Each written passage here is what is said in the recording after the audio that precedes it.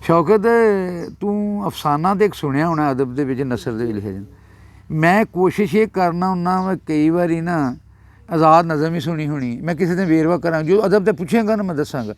साढ़े जेह्ड़े ना शरीफ कुंजाई का अक्सर मैं नाम लेना होना तेरे को।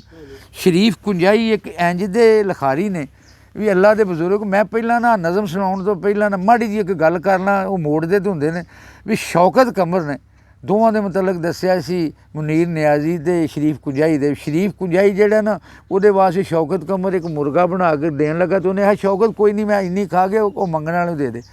तो मुनीर नियाजी दे मुतलक ये दस्सिया सा इत्थे GC यूनीवर्सिटी च आया सी मेरे जान तो पहले कॉलेज होंदा सी तो पी के ना ते आंदा सी शौकत वो बड़ी चंगी ओहदी बीवी मरी सी वो बड़ी वो इंज करी जांदा सी अपनियां नो वावे ਲਈ मरी जांदा सी।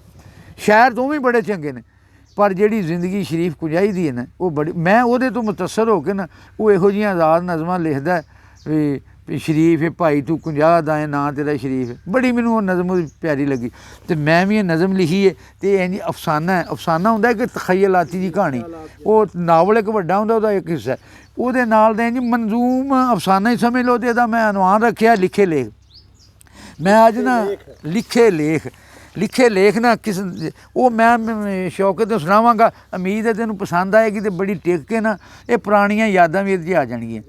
तो 2010 च लिखी सी अज तो 13 साल पहलों तो मैं ना कागज़ फरोलदे शौकत तू आख्या ना सवेरे मेरे आ गई तो मैं अज ना ये तेन सुनाना।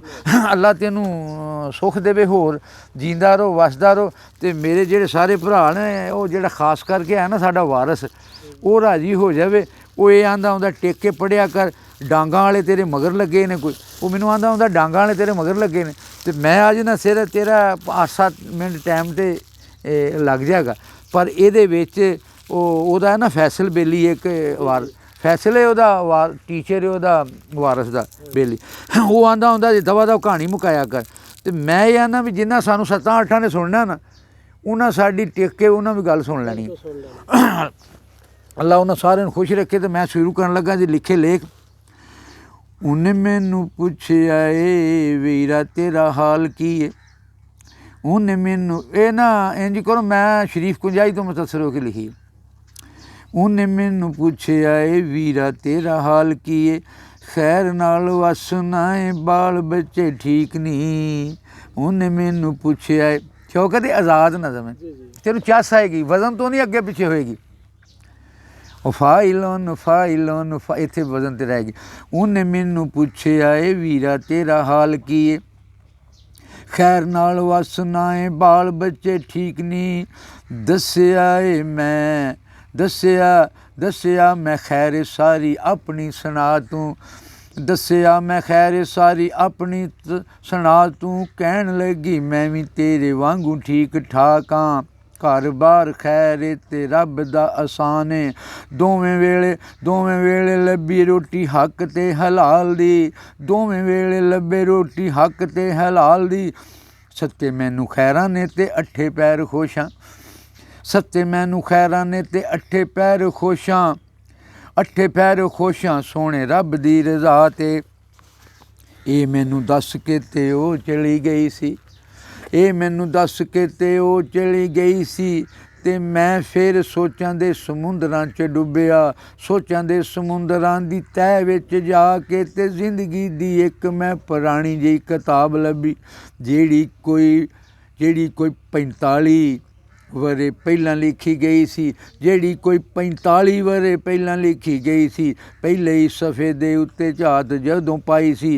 मैनू होया कि ये मैं दस भी नहीं सकदा रो भी नहीं सकदा ते हस भी नहीं सकदा लफजां दी इत्थे वड्याई मुक जांदी ए रुक जावे कलम ते स्याही मुक जांदी ए लिखिया भी जावे ना ते बोलिया भी जावे ना घूम गया जेन कुछ सोचिया भी जाए ना बड़ा औखा हो के पहले सफ़े नूं मैं पढ़िया लफजां दी एक तस्वीर बन गई सी इंज लगे जिवें किसे फिल्म दी स्टोरी ए इंज लगे जिवें किसे फिल्म दी स्टोरी ए कुड़ी 13 सालां दी ते मुंडा 16 सालां दा किन्नी सोहनी लगे मुंडे कुड़ी वाली जोड़ी ए कुड़ी 13 सालां दी ते मुंडा 16 सालां दा ਕਿੰਨੀ ਸੋਹਣੀ ਲੱਗੇ ਮੁੰਡੇ ਕੁੜੀ ਵਾਲੀ ਜੋੜੀਏ, ਦੋਵੇਂ ਇੱਕ ਦੂਜੇ ਨੂੰ ਖਿਆਲਾਂ ਵਿੱਚ ਪੂਜਦੇ, ਦੂਰੋਂ ਦੂਰੋਂ ਵੇਂਦੇ ਇੱਕ ਦੂਜੇ ਨੂੰ ਪਿਆਰ ਨਾਲ।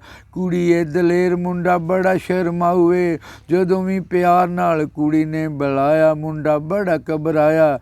6 ਸਾਲ ਇੰਜੇ ਵਾਂਗੂ ਗੁਜ਼ਰੇ ਸਰੂਰ ਵਿੱਚ, ਦੂਰੋਂ ਦੂਰੋਂ ਪਿਆਰ ਕੀਤਾ, ਨੇੜੇ ਨੇੜੇ ਆਏ ਨਾ।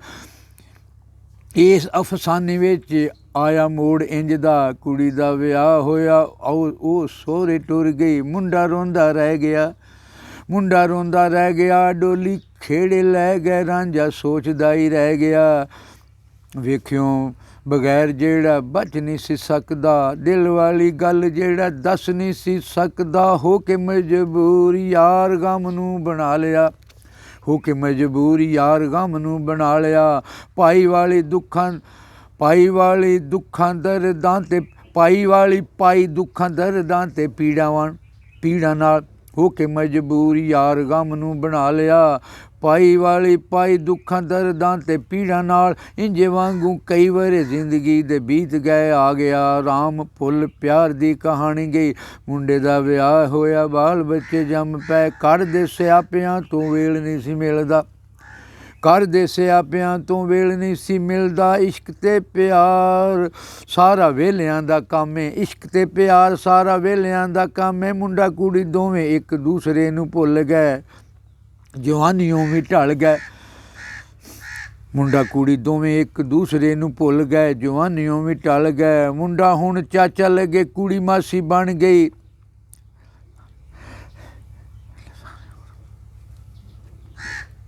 ਪਿਆਰ ਪਹਿਲੇ ਸਾਰੇ ਹੁਣ ਭੁੱਲ ਤੇ ਭੁਲਾ ਗਏ। ਮੁੰਡਾ ਹੁਣ ਚਾਚਾ ਲੱਗੇ, ਕੁੜੀ ਮਾਸੀ ਬਣ ਗਈ। ਪਿਆਰ ਪਹਿਲੇ ਸਾਰੇ ਹੁਣ ਭੁੱਲ ਤੇ ਭੁਲਾ ਗਏ।